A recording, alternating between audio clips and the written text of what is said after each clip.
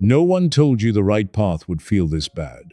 No one warned you that doing the hard thing, the honest thing, the thing your soul has been begging you to do, would come with a cost that makes you question everything. You thought that once you started choosing yourself, life would get easier, that the fog would lift, that the pieces would fall into place.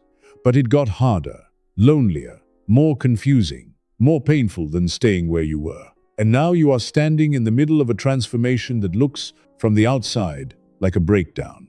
That is why you are here. Because something inside you changed. You stopped settling. You stopped playing small. You started moving toward the version of yourself you have been imagining for years.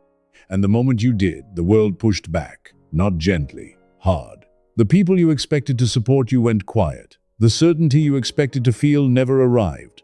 And the life you thought would open up in front of you instead started testing you in ways you were not prepared for. Not because you are doing something wrong, because you are doing something right. And the right path, the real one, the one that actually leads somewhere worth going, is never, ever the one that feels comfortable. Most men will never understand this. They will look at your struggle and call it failure. They will see your loneliness and call it a mistake. They will watch you suffer and assume you chose wrong. But they are measuring your journey with the wrong ruler. Because the signs that you are on the right path are not the signs you were taught to look for. They are not applause and ease and everything falling into place. They are discomfort, doubt, exhaustion, silence. And if you are experiencing them right now, if you are in the middle of the hardest season of your life and wondering whether any of this will ever be worth it, you need to hear this. You are not lost. You are not broken. You are not behind. You are closer than you have ever been. And the pain you feel is not the price of failure. It is the price of becoming. Here are 9 uncomfortable signs that you are exactly where you need to be. The first sign is that you feel lonely. Not alone, lonely. There is a difference. You can be surrounded by people and still feel like no one in the room speaks your language anymore. You changed. They did not. And now there is a gap between who you are becoming and who they still expect you to be. The conversations that used to fill you now drain you. The activities that used to excite you now bore you. The jokes that used to make you laugh now feel hollow. And you sit in rooms full of people and feel like a stranger in a life that used to fit perfectly. This loneliness is not a punishment. It is not the universe telling you that you chose wrong. It is a symptom of evolution.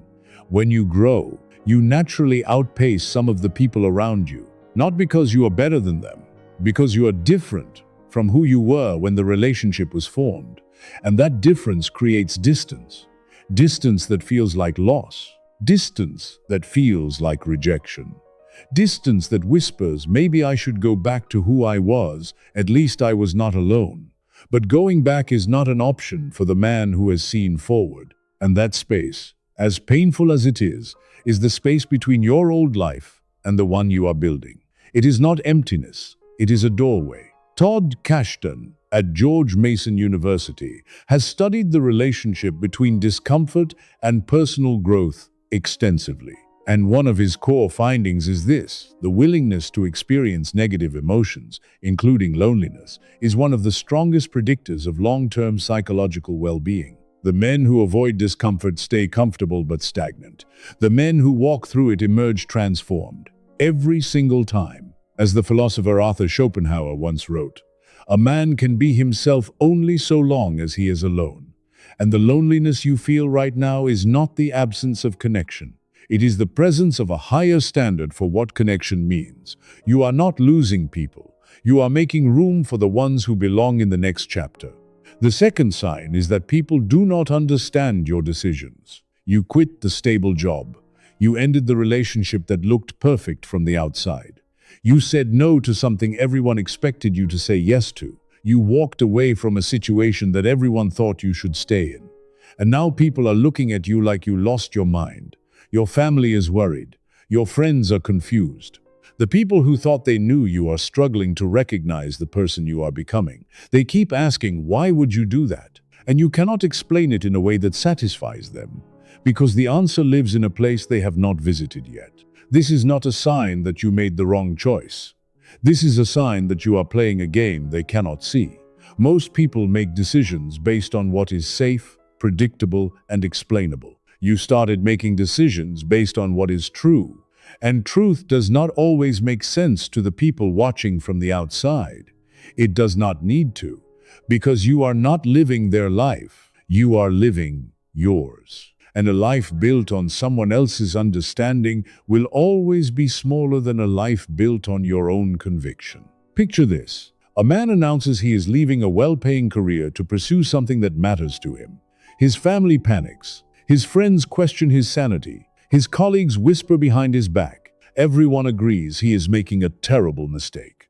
But 5 years later, he has built something that none of them could have imagined, not because he was smarter, but because he was willing to be misunderstood long enough for the vision to become visible. The people who doubted him did not have bad intentions. They had limited information. They could only see the risk. He could see the reason. Every meaningful change in history was met with confusion before it was met with applause. You are in the confusion stage. That does not mean you are lost. It means you are early. And being early always looks like being wrong until it doesn't. The third sign is that you are constantly uncomfortable. Not in crisis, not in chaos, not in the kind of dramatic suffering that makes for a good story. Just never fully at ease. There is always a challenge in front of you that feels slightly beyond your ability. A conversation you need to have that makes your stomach tighten. A boundary you need to hold that costs you approval. A risk you need to take that has no guaranteed outcome. And every single day, something in your life asks you to stretch past what is familiar. This discomfort is not a sign that something is wrong with your life. It is the exact feeling of a man expanding beyond his previous limits. Comfort means you are operating within known territory. Discomfort means the territory is new, and new territory is the only place where growth has ever lived. Think about it this way. The man who is comfortable every single day is the man who stopped growing years ago and does not know it yet. He found a routine that does not challenge him, surrounded himself with people who do not push him, and built a life that demands nothing of him beyond what he already knows how to give. He is safe. He is also stagnant. And he will not realize it until a crisis forces him to look honestly at what his comfort actually cost him: years of potential wasted in the name of safety. You are not that man. The fact that you are uncomfortable right now is proof that you are still alive, still reaching, still demanding more from yourself than yesterday could provide. And that constant stretching, that daily friction, is not something to escape. It is something to respect, because it means you have not settled. And that alone puts you ahead of most men who gave up the fight years ago and called it peace. The fourth sign is that you doubt yourself daily, not occasionally. Not once in a while when things get hard.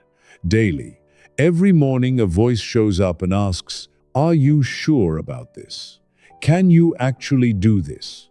What if everyone who doubted you turns out to be right? What if you sacrifice everything and it still does not work?" And you hear that voice, and you feel it tighten your chest, and you get up and keep going anyway, not because the doubt goes away, because you have learned to move with it still attached. That is not weakness. That is the definition of courage. Courage was never the absence of fear or doubt. It was the decision to act despite them. Ethan Kross, at the University of Michigan, has spent years studying the inner voice and self-doubt, and his research reveals something most people fundamentally misunderstand. Self-doubt does not indicate incompetence. It indicates that you are operating at the edge of your capability. The men who never doubt themselves are not braver than you. They are not more capable. They are simply not attempting anything difficult enough to trigger doubt. Their certainty is not confidence, it is the absence of challenge. Let that land. The doubt you feel every morning is not evidence that you are failing. It is evidence that you are reaching for something that genuinely tests you. And the moment you stop feeling doubt entirely is the moment you should worry, because it means you have shrunk your ambitions to fit inside your comfort zone instead of expanding your capacity to match your vision. As the philosopher Søren Kierkegaard once wrote, "Anxiety is the dizziness of freedom. Your doubt is not a cage.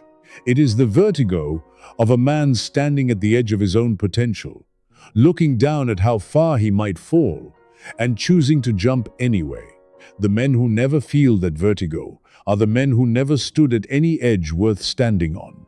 The fifth sign is that you have lost friends, not because of a fight, not because of betrayal. They just faded. The calls became less frequent. The invitations stopped coming. You looked up one day and realized that the circle that once surrounded you has quietly shrunk to a handful, maybe less. This feels like failure. It feels like something you did wrong, like you pushed people away, like the growth was not worth the isolation. But here is the truth: relationships are built on shared values, shared habits, and shared levels of ambition. When you change any of those things, the foundation shifts, and some relationships survive the shift. Most do not. Not because the people are bad, because the version of you they connected with no longer exists. And they do not know how to relate to the man who replaced him. Picture the man who stopped drinking and suddenly realized that most of his friendships were built on bars and bottles and late nights that led nowhere. The connections felt real in the moment, but they were conditional on him staying the same. The moment he changed, the condition broke, and what remained was not emptiness, it was clarity. Painful, lonely, necessary clarity about what was real and what was circumstance. The friends who leave when you grow were not your friends, they were your audience, and audiences disappear when the show changes. The ones who stay, even one, even two, those are the ones worth building with, because they are not there for the version of you they are comfortable with. They are there for every version, including the one you have not become yet. And those relationships, the ones forged in mutual growth rather than mutual stagnation, are worth more than 100 contacts who only knew the man you used to be. The sixth sign is that you feel behind everyone else. You look around, and everyone seems further along. Better careers, better relationships, more money, more certainty, more confidence, more of the visible markers the world uses to measure progress. And you are still in the messy middle. Still building, still figuring it out, still in the stage where nothing is finished and nothing looks impressive from the outside. But here is what you are not seeing. The men who look ahead of you built on the surface. You are building underground, foundations, character, discipline, self-knowledge. The things that do not photograph well but hold up everything that matters. Their building looks taller because they started with the visible parts. Yours will stand longer because you started with the invisible ones. And the world always confuses fast with first. Think about it this way. The man who builds a house starting with the roof will have something to show immediately. People will praise him. They will say, look how fast he is building. Look how impressive it already looks. But the first storm will destroy it. Every wall will crack. Every room will flood, because there was nothing beneath the visible parts to hold them up. The man who spends months digging and pouring the foundation has nothing to show for a long time. No one drives past and says, look at that incredible hole in the ground. But when his house finally rises, nothing can bring it down. You are the man working on the foundation. And foundation work is lonely, invisible, and looks like nothing to the people watching from the street. But you know what it is, and that is enough. As the philosopher Lao Tzu wrote, a journey of 1,000 miles begins with a single step. And the man who is 10 steps into a 1,000-mile journey is not behind. He is beginning. And beginning is the bravest thing a man can do when everyone around him is pretending they have already arrived. The seventh sign is that you are exhausted in a way sleep cannot fix. You go to bed tired. You wake up tired. 8 hours, 10 hours, it does not matter. The fatigue is not in your muscles. It is deeper.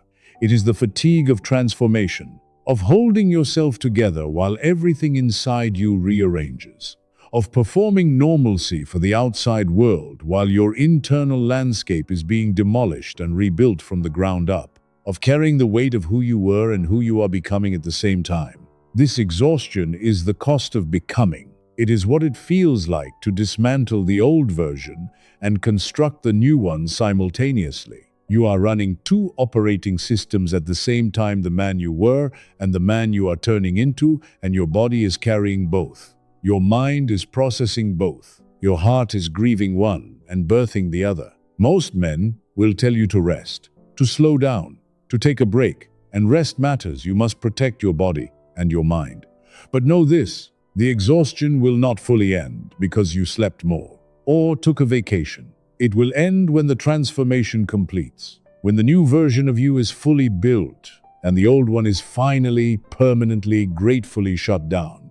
Until then, the tiredness is the price of the upgrade, and it is worth every ounce of fatigue, because what is being built inside you right now is something that sleep could never create. Only sustained effort and honest suffering can produce it. The eighth sign is that people criticize you more. When you were invisible, no one had anything to say about you. You blended in, you did what was expected, you colored inside the lines, and the world left you alone because you were not threatening anyone's comfort. But the moment you stepped out, the moment you chose yourself, spoke up, made the unpopular decision, started building something that did not need anyone's permission, the criticism arrived. From strangers, from colleagues, from social media, sometimes from the people closest to you. The people you expected to cheer became the first to question. This is not a coincidence. Visibility attracts friction, the way height attracts wind. The taller you stand, the more wind you catch. And the people who criticize you the loudest are almost always the people who are most afraid to do what you are doing. Your movement threatens their stillness. Your courage exposes their comfort. And rather than confront that uncomfortable truth in themselves, rather than ask why your progress bothers them so much, they project it onto you. They call you reckless. They call you selfish. They call you foolish. But what they really mean is you are doing the thing I am too afraid to do. And I need you to stop so I can keep pretending my fear is wisdom. Do not let their fear become your ceiling. As the philosopher Marcus Aurelius once wrote, the object of life is not to be on the side of the majority, but to escape finding oneself in the ranks of the insane. The criticism is not evidence that you are wrong. It is evidence that you are visible. And visibility is the unavoidable price of impact. Every man who ever changed anything was criticized by the people who could not change themselves. The ninth sign is that you want to quit almost every day. This is the one that scares you the most, because you thought passion was supposed to feel like fire, like certainty, like an unstoppable force carrying you forward without effort. But instead it feels like dragging yourself through mud. Every single day is a negotiation between the part of you that believes in the vision and the part that says the cost is too high. And some days, more days than you would ever admit out loud, the quitting voice is louder, stronger, more convincing. It offers you relief. It offers you comfort. It offers you the one thing the right path never does, ease. But here is the distinction most men miss. The desire to quit is not the same as the decision to quit. Wanting to stop is human. Feeling overwhelmed is human. Lying in bed at 2 in the morning wondering if any of this will ever matter is deeply, painfully human. The men who build extraordinary lives feel all of these things. They feel them daily. They just do not obey them. They hear the voice that says quit, and they answer it with one more day, one more step, one more hour of showing up when everything inside them is screaming to stop. And that is the difference. Not talent, not luck, not circumstance. The willingness to not quit on the days when quitting makes the most sense. That is what separates the man who almost made it from the man who did. The man who almost made it felt everything you feel right now. The loneliness, the doubt, the exhaustion, the criticism, the daily temptation to walk away. He felt all of it. The only difference is that he obeyed the voice that said, stop, and you are still here, still reading, still fighting, still refusing to let the hardest season of your life be the last chapter of your story. The right path is not the one that feels effortless. It is the one that is so hard you want to quit daily, and so meaningful you cannot bring yourself to. That tension, that brutal, exhausting, beautiful tension between wanting to stop and refusing to, is not a sign of weakness. It is the signature of purpose. And if you feel it right now, hold on, because it means you are carrying something worth finishing. Now, I want to tell you about a man who experienced every single one of these signs. A man who was lonely, misunderstood, doubted, criticized, exhausted, and tempted to quit every single day for 27 years. A man who looked, from the outside, like he had chosen the worst possible path a human being could walk, and who turned out to be on the most important path of the 20th century. His name was Nelson Mandela. In 1962, Mandela was arrested for conspiring to overthrow the South African government. He was sentenced to life in prison. He was 44 years old. He had a wife, children, a law practice, a community that depended on him, a cause that needed his leadership, and all of it was taken away in a single verdict. He was sent to Robben Island, a brutal prison off the coast of Cape Town, where he would spend the next 18 years breaking rocks in a limestone quarry under armed guard. His cell was 8 feet by 7 feet. His bed was a thin mat on a stone floor. He was allowed 1 visitor and 1 letter every 6 months. He wore short pants in winter. He ate the same tasteless porridge every day, and the world outside continued without him, as if he had never existed. Every sign we have discussed today, Mandela lived in its most extreme form. He was lonely, isolated in a cell barely large enough to lie down in, cut off from his family, his friends, his people for decades. People did not understand his decisions. Many thought his resistance was suicidal, that compromise would have been wiser, that he threw his life away for a cause that would never succeed in their lifetime. He was constantly uncomfortable, sleeping on stone, enduring hard labor in a quarry, denied basic human dignities that most men take for granted every morning. He doubted himself. He later admitted that there were dark moments, real moments, when he questioned whether the sacrifice was justified or whether he was simply a fool who had miscalculated everything. He lost friends. Some died in the struggle. Some abandoned the cause. Some turned against him and called him a fool. He felt behind the world move forward without him while he sat in a concrete box. He was exhausted, not just physically, but in the deepest, most spiritual part of his being, the kind of tired that decades of resistance produces. He was criticized by his own people sometimes for not being radical enough or for being too forgiving. And he wanted to quit. 27 years is not a sentence. It is a lifetime of daily decisions not to break. A lifetime of waking up and choosing the path again when there is no visible evidence it leads anywhere. But here is what makes Mandela's story the most powerful illustration of these 9 signs. He did not survive prison by resisting it. He survived by transforming inside it. While the world saw a man rotting in a cell, Mandela was quietly becoming the leader that South Africa would need when the moment finally came. He studied, he reflected, he developed a capacity for forgiveness that defied human nature. He learned Afrikaans, the language of his captors, not to submit, but to understand. He became, inside that tiny cell, the most dangerous thing a man can become, a man who cannot be broken because he has already lost everything, and discovered that his identity does not depend on any of it. When he walked out of prison on the 11th of February 1990, the world expected a man consumed by bitterness. 27 years of injustice, 27 years of stolen life, 27 years of watching his children grow up without him that would justify a lifetime of rage. Anyone would understand. Anyone would forgive the anger. Instead, they met a man radiating a calm power that no amount of suffering had been able to destroy. He did not emerge broken. He emerged refined. He negotiated the end of apartheid not with vengeance but with a patience that stunned his enemies and inspired his allies. He became the first black president of South Africa in 1994. And he did it not by conquering his enemies, but by proving that the uncomfortable path, the one that looked like destruction from the outside, was the path that built him into someone capable of rebuilding an entire nation. Every year of that prison, every sleepless night, every moment of doubt and loneliness and exhaustion was not wasted time. It was construction time. He was being built, and the builder was the pain itself. That is what the uncomfortable path does. It does not destroy you. It constructs you, but only if you stay on it long enough to see what it was building all along. And this is what I want you to understand. The discomfort you are feeling right now is not a signal to turn back.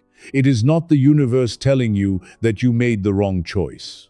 It is confirmation, hard, painful, unmistakable confirmation that you are moving forward into territory that most men will never have the courage to enter. Every uncomfortable sign on this list is a sign that something inside you is under construction.